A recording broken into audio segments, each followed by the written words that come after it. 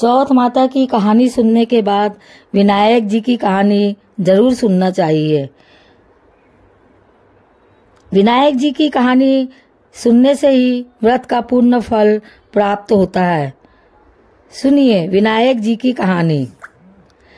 एक बार गणेश जी छोटे बालक के रूप में चिमटी में चावल और चमचे में दूध लेकर निकले। वह हर किसी से कह रहे थे कि कोई मेरी खीर बना दो, कोई मेरी खीर बना दो। वहां पर एक बुढ़िया माई बैठी थी, उसने कहा ला मैं बना देती हूँ।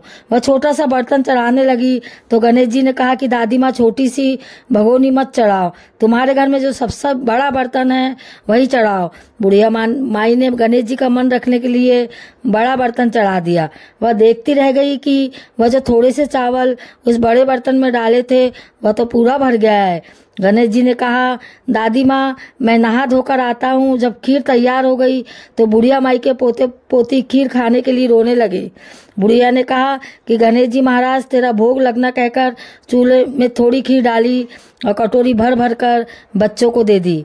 बुढ़िया की पड़ोसन ऊपर छत से देख रही थी तो बुढ़िया ने सोचा ये चुगली कर देंगी, इसलिए एक कटोरा भरकर उसे भी पकड़ा दिया।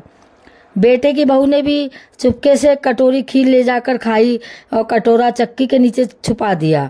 अभी भी गणेश जी नहाकर नहीं आए थे और बुढ़िया को बहुत भूख लग रही थी तो वह भी एक कटोरी में खीर डाल के किवाड़ के पीछे बैठकर एक बार फिर कहा कि गणेश जी महाराज आपके भोग लगे, यह कहकर खाना शुरू कर दिया।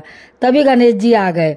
बुढ़िया माई ने कहा आ जा रे गणेश, खीर खा ले, मैं तो तेरा ही इंतजार कर रही थी। तब गणेश जी ने कहा दादी माँ मैंने तो खीर पहले ही खा ली। बुढ़िया ने कहा कब खाई? गणेश जी ने कहा जब तेरे पोते पोती ने खाई तब खाई थी, जब तेरी पड़ोसन ने खाई तब खाई थी, जब तेरी बहू ने खाई तब भी खाई थी, और अब तूने खाई तो मेरा पेट पूरा ही भर गया। बुढ़िया ने कहा बेटा तेरी बात सच है, लेकिन बहू बिचारी तो सुबह से काम में लग रही है तो उसने कब खीर खाई? गणेश जी महाराज ने कहा चक्की के नीचे देख झूठा कटोरा पड़ा है, तूने तो मेरा भोग तो लगाया, वह तो बिना ही भोग के खा गई। बुढ़िया ने कहा बेटा घर की बात है, घर में ही रहने दो, अब बता बची हुई खीर का क्या करो? गणेश जी ने कहा नगरी को जिमा दो।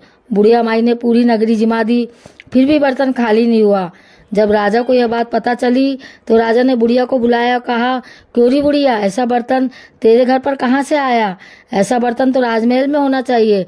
बुढ़िया ने कहा राजा जी इस बर्तन को आप ले लो। राजा ने खीर का बर्तन महल में मंगा लिया। लाते ही खीर में कीड़े मकोड़े बिच्छू कंचले हो गए, दुर्गंध आने लगी। यह देखकर राजा ने बुढ़िया से कहा बुढ़िया बर्तन वापस ले जा, जा तुझे हमने दिया। बुढ़िया ने कहा राजा जी आप देते तो पहले ही कभी दे देते, यह बर्तन तो मुझे मेरे गणेश जी ने दिया है। बुढ़िया ने वापस बर्तन लिया, लेते ही सुगंधित खीर हो गई। घर में आकर बुढ़िया ने गणेश जी से कहा बची हुई खीर का क्या करे? गणेश जी ने कहा बची हुई खीर को झोपड़ी के कोने में खड़ा खोद कर गाड़ दो, उसी जगह सुबह उठकर वापस खोदेंगी तो धन के 2 चरे मिलेंगे। ऐसा कहकर गणेश जी अंतर्ध्यान हो गए। जाते समय झोपड़ी के लात मारते हुए गए तो झोपड़ी की जगह पर महल हो गया। सुबह बहू ने फावड़ा लेकर पूरे घर को खोद दिया तो कुछ भी नहीं मिला। बहू ने कहा सासू जी थारो गणेश जी तो झूठो है। सास ने कहा बहू मारो गणेश झूठो तो नहीं है, ला मैं देखूं। वह सुई लेकर खोजने लगी तो टन टन करके 2 धन के चरे निकल आए। बहू ने कहा सासू जी गणेश जी तो साचो ही है। सास ने कहा गणेश जी तो भावनाओं का भूखा है। हे गणेश जी महाराज, हे गजानन महाराज, जैसा आपने बुढ़िया को दिया वैसा सबको देना। विनायक जी की कहानी कहने वाले, हुंकार भरने वाले और आसपास के सभी सुनने वाले सबको देना। बोलिए गजानन महाराज की जय।